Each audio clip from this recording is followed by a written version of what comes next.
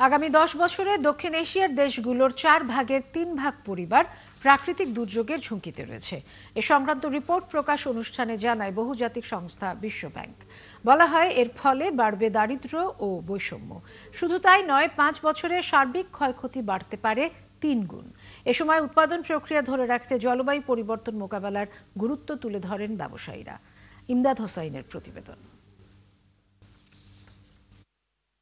প্রতি বছর প্রাকৃতিক দুর্যোগে বড় ধরনের ক্ষতিতে পড়ে বাংলাদেশ, যার সবশেষ উদাহরণ ফেনীর ভয়াবহ বন্যা। সময়ে অসময়ে এসব দুর্যোগের মাত্রা বাড়ছে প্রতি বছরই। মা, পিম্পল 5 দিনেই চলে যাবে। যাবে না মা। যাবে। নিমের 5 অংশের পাওয়ারে 5 দিনেই দূর হবে পিম্পল। হিমালয়া পিউরিফাইং নিম ফেস ওয়াশ। তারই ইতিহাস ও ভবিষ্যৎ পর্যালোচনা করে বিশ্বব্যাংক জানায় এই হার আরও বাড়বে আগামী 1 দশকে। এই সঙ্গে মানুষ খরার শিকার হবে আর বন্যার কবলে পড়বেন অন্তত 46 কোটি, যার ফলে বিপর্যয় নেমে আসতে পারে সার্বিক অর্থনীতিতে। এছাড়া 2029 সাল নাগাদ ক্ষয়ক্ষতির পরিমাণ বাড়তে পারে প্রায় 3 গুণ।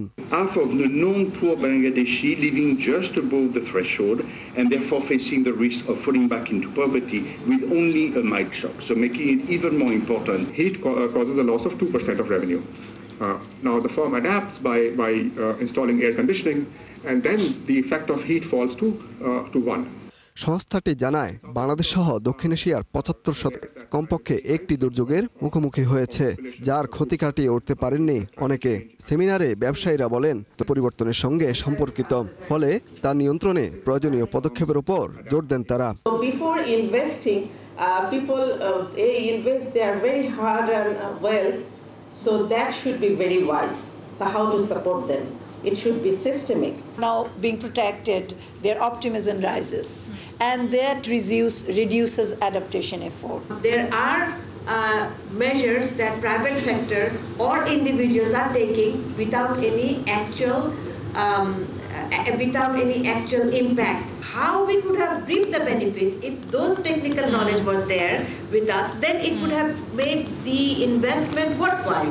বাংলাদেশ সহ পুরো অঞ্চলের ব্যবসায় অবকাঠামোর দুর্বলতা তুলে ধরে বলা হয় অর্ধেক প্রতিষ্ঠানেই নেই রেকর্ড ভিত্তিক পরিকল্পনা। ইমদাদ হোসাইন, 71, ঢাকা।